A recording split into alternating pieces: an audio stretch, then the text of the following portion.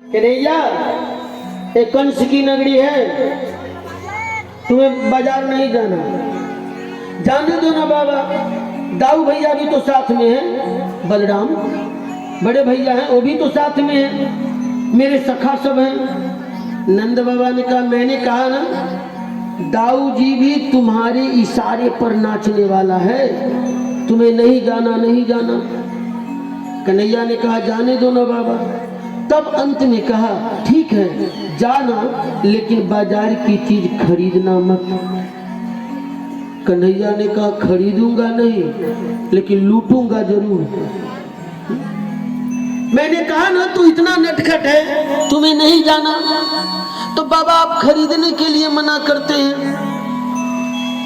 एक कंस की नगरी है, तो राम जी को जितनी सहजता से आज्ञा मिल गई, हमारे कन्हैया को नहीं मिलता। आज राम लक्ष्मण दोनों भाई नगर में भ्रमण करने के लिए निकले। हाँ, और जो ही निकले ना, तो छोटे छोटे बालक भगवान के हाथ की उंगली पकड़ के कह रहे, प्रभु यहाँ गुब्बारा मिलता है, यहाँ खिलौना बिकता है, हाँ यहाँ मिठाइयाँ बिकती है।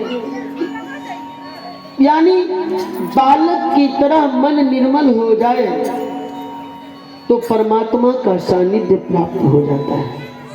मन निर्मल होना चाहिए।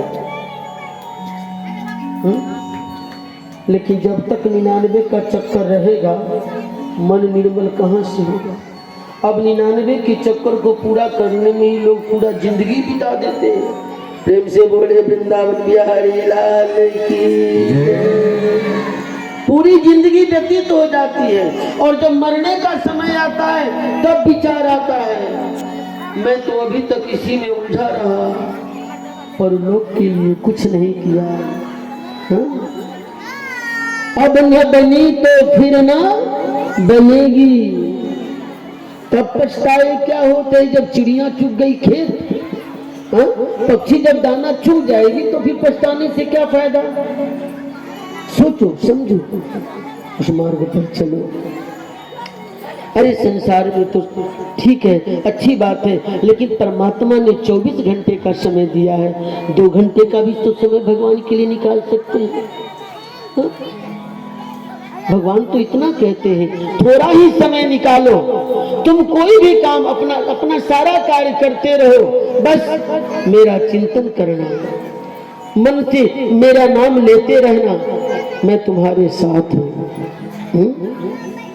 जंगल में जाने की जरूरत नहीं, जंगल में जाने की जरूरत नहीं। जंगल उसके लिए है जिसको रहने की व्यवस्था नहीं, लेकिन जिसके लिए मकान है, घर में ही एक कमरे में बैठ के अपने मीराबाई की तरह कन्हैया को पालना में झूलाओ, कन्हैया को लोरी सुनाओ, कन्हैया को समय से भोग लगाओ, कन्हैया को भजन सुनाओ। जीवन में जो भी दुख सुख है उस कन्हैया से कहो।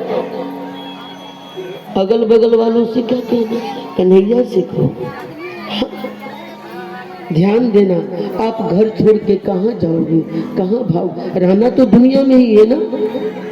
हाँ हाँ, नहीं अगर भ्रमणशील रहना है तो कोई बात नहीं, फिर तो संत महात्मा लोग जैसे रहते हैं। हाँ? रमता जोगी बहता पानी, इनकी महिमा वेद न जानी, 10 दिशा जागी, किसी दिन याद करोगे हम परदेसी फकीर, किसी दिन याद करोगे। बहता हुआ पानी स्वच्छ रहता है, वैसे ही भ्रमण करते हुए संत स्वच्छ रहते हैं, निर्मल रहते हैं। हाँ, वरना दुनिया को छोड़ के कहाँ जाओगे। ध्यान देना, पानी में नौका होनी चाहिए, पानी में नौका होनी चाहिए। नौका में पानी होगा तो नौका डूब जाएगी। मतलब ये कि मन में भगवान को बसाओ। हाँ, मन में संसार को बसाओगे तो कल्याण नहीं है। हम दुनिया में रहे अच्छी बात है, लेकिन मन में भगवान को बसाओ, संसार को न बसाओ। हाँ। आज बालक का मन इतना निर्मल भगवान के साथ घूम रहे हैं, जो पुरुष लोग थे ना वो दर्शन करके मौन हो गए। ध्यान देना, मौन बड़ा अद्भुत है, मौन बड़ा अद्भुत है। और एक वाक्य से काम चल जाए ना तो कृपया दूसरे वाक्य का प्रयोग न करें। एक वाक्य से अगर काम चल जाए तो दूसरे वाक्य का प्रयोग न करें। मौन बड़ा अद्भुत है। और एक बात बताऊं, जिसने जीवन में ज्यादा से ज्यादा मौन रहना सीख लिया, जो ज्यादा नहीं बोलता हो। बहुत लोगों की आदत होती है बिना कारण बोल बोल करना, बिना कारण बोलते रहना, और बोलते बोलते कभी ऐसा शब्द निकल जाता है जो लड़ाई शुरू हो जाती है, बहुत बड़ा विवाद बन जाता है। हाँ, अपने भी अशांत हुए और 10 लोगों को भी।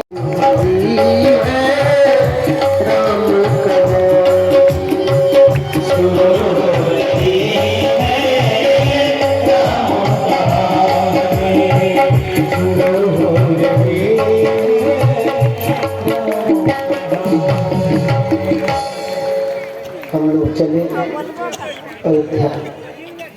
अयोध्या के चक्रवर्ती सम्राट महाराज दशरथ। हाँ, ध्यान दें, दशरथ जी की 3 पटरानियां, रानियां तो कई हैं, पटरानियां 3 हैं, लेकिन दशरथ जी को संतान नहीं है। एक बार भ्रूपति मन माही, भय ग्लानि मोरे सुत नाहि, भय ग्लानि मोरे सुत नाहि। दशरथ जी के मन में ग्लानि हो। ग्लानि होने के कई कारण हैं, लेकिन आइए 1-2 कारण मैं आपको बता दूं। एक बार की बात, दशरथ जी जंगल में शिकार खेलने के लिए गए। हाँ, सुबह से शाम हो गई, कोई शिकार हाथ नहीं लगा। वृक्ष के ऊपर बैठे थे, यौवनावस्था थी, उदास हो गए दशरथ जी। अचानक उनकी नजर पड़ी, एक हिरनी जंगल से निकली। दशरथ जी ने तुरंत धनुष में बाण चढ़ा दिया। हाँ, जब बाण चढ़ाया, हिरनी कहने लगी, राजन मुझे छोड़ दो। जिस वृक्ष के ऊपर बैठे हो ना, उस वृक्ष के नीचे जो झाड़ी है उसमें हमारे 2 छोटे छोटे बच्चे, मृग शावक 2 छोटे छोटे, एक बार बच्चों से मिल लो, फिर मैं लौट आऊंगी, मुझे मार देना। दशरथ जी ने कहा, तू भाग गई तो प्राण जाए पर वचन न जाए। दशरथ जी ने कहा, ठीक है। हिरनी आई, झाड़ी में प्रवेश की। बच्चों ने देखा, माँ की आंख में आंसू। बच्चों ने कहा, माँ बात क्या है? आज तो चक्रवर्ती सम्राट दशरथ मुझे मारने वाला था, मैंने वचन दिया कि बच्चों से मिलकर के आ जाऊं तो मुझे मार देना। माँ और बेटे की आवाज को दशरथ जी सुन रहे थे, वृक्ष के ऊपर बैठे बैठे। हाँ। दोनों बच्चों ने कहा, हम दोनों तुम्हारे साथ चले, शायद दशरथ जी को दया आ जाएगी और तुम्हें नहीं मारेगा। हिरनी कहने लगी, दशरथ जी को दया नहीं आएगी। क्यों? क्योंकि दशरथ जी को कोई संतान नहीं है। अब बांझ की जान प्रसव के पीड़ा। जिस माँ ने बच्चों को जन्म नहीं दिया, उस माँ को क्या पता कि बच्चों को जन्म देने में कितनी पीड़ा होती है। उस माँ को क्या मालूम कितनी पीड़ा होती है बच्चों को जन्म देने में। दशरथ जी को दया नहीं। इतना सुनते ही दशरथ जी का शरीर शिथिल हो गया, हाथ से धनुष और बाण गिर पड़ा। हाँ, हिरणी को मारने का इरादा बदल दिया और डायरेक्ट गए कहाँ? गुरुदेव के पास। बाबा जी लिखते हैं, गुरुदेव के पास गए। पहले के जमाने में राजा महाराजा भी पशु पक्षी की भाषा को समझा करते थे। कैकेयी के पिता महाराज कैकेय, उनको भी पशु पक्षी कीड़े मकोड़े की भाषा का ज्ञान था। एक बार कैकेय महाराज भोजन की थाल सामने रखकर बैठे थे और उसी समय एक चींटी चढ़ गई। तो दूसरी चींटी बोली, अरे महाराज ने भोजन नहीं शुरू किया और तू भोजन को जूठा करने जा रही हो। दोनों की बात को सुनकर के महाराज कैकेय को हंसी आ गई। पत्नी देख ली, पत्नी कहने लगी, आपको बताना होगा। हंसी क्यों आई?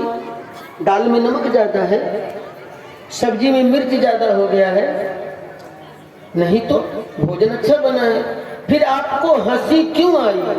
इसके पहले भी तो मैं भोजन की थाल परोसा करती थी, आप तो नहीं हंसते थे, आज अचानक हंसी क्यों आई? देवी तुम जिद कर रही हो तो सुनो, मैं बता दूंगा तो मैं पत्थर बन जाऊंगा। पत्नी कहने लगी, भले ही पत्थर बन जाओ लेकिन बताना पड़ेगा। महाराज कैकेय ने कहा, जब पत्थर बनना ही है तो यहाँ क्यों, चलो सरजू के तट पे, वहां तुम्हें मैं सुनाऊंगा, सारी कहानी बताऊंगा और धीरे धीरे वहीं पे मैं पत्थर हो जाऊंगा। भोजन भी नहीं किया, पत्नी को साथ में लेकर के चल पड़े। रास्ते में महाराज कैकेय ने क्या देखा, एक बकरी और बकरा दोनों हरी हरी घास चर रहे हैं। बकरी कह रही है बकरा से, कुएं के अंदर हरी हरी घास है, उस घास को लेकर के आओ। बकरा ने कहा, मैं जाऊंगा तो गिर जाऊंगा, निकलना मुश्किल होगा। इन दोनों की बात को महाराज कैकेय समझ रहे थे, सुन रहे थे। कैकेयी बोली, बकरी बोली, भले ही तुम कुएं में गिर जाओ, भले ही तुम कुएं में गिर जाओ, लेकिन हरी हरी घास ला करके दो। हाँ, भले ही कुएं में गिर जाओ। बकरा ने कहा, ये मुश्किल है। बकरी जिद कर बैठी तो बकरा ने बकरी को 2 सींग मारा। कहा, महाराज कैकेय मैं नहीं हूँ जो पत्नी के कहने पर पत्थर बनने के लिए सरजू किनारे चला जाऊंगा। जब 2 सींग मारा, महाराज कैकेय समझ गए, डंडा उठाया, पत्नी को पहले 2 डंडा लगाया। कहा कि पत्थर बाद में बनेंगे, कहानी बाद में सुनाएंगे, पहले तुम्हारी सेवा किए देते हैं। कहने का अर्थ ही मेरे भाई बहन कि पहले के जमाने में राजा महाराजा को भी पशु पक्षी कीड़े मकोड़े का ज्ञान था। हाँ, और आज दशरथ जी ने सुना, दशरथ जी पहुंच गए गुरुदेव के दरबार में। गुरु गृह गया तुरंत मैं ही पाला, गुरु गृह गया तुरंत मैं ही पाला, गुरु गृह गया तुरंत मैं ही पाला, गुरु गृह गया तुरंत मैं ही पाला। करने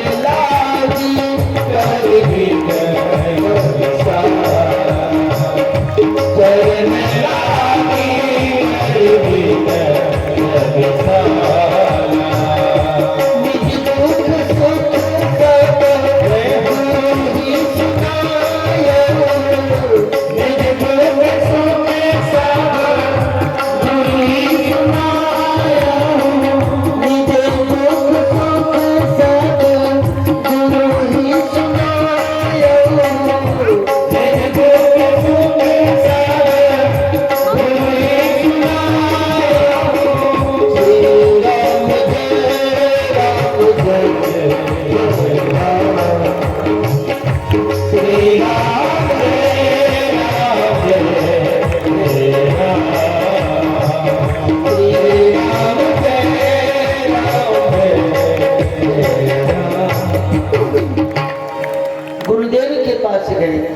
जीवन में जब दुख आए तो अपने गुरुदेव से कह लेना, भगवान के सामने जाकर के रो लेना, कह लेना, लेकिन पड़ोसी से मत कहना। मोबाइल है, पड़ोसी तो बेचारा स्वयं दुखी है, और तुम्हारे दुख को कैसे दूर करेगा? छोड़ दो। जो खुद ही उलझे कांटों में वो गुल का नजारा क्या देंगे। जो खुद ही सहारा लेते हैं वो हमको सहारा क्या देंगे। क्या उनका भरोसा करना उचित, क्या उनका भरोसा करना उचित। जो गैरों का सहारा लेते हैं, जो डूब रहे हैं साहिल में दरिया में, वो हमको किनारा क्या देंगे। मालूम है जब जीवन में दुख आए तो पड़ोस में अपना दुख कहने से, कभी भी अनुभव करके देखना, पड़ोस में अपना दुख कहने से दुख और बढ़ता है, ये घटने वाला नहीं। दुख का ऐसी जगह व्यक्त करो जो तुम्हारे दुख को लोग समझ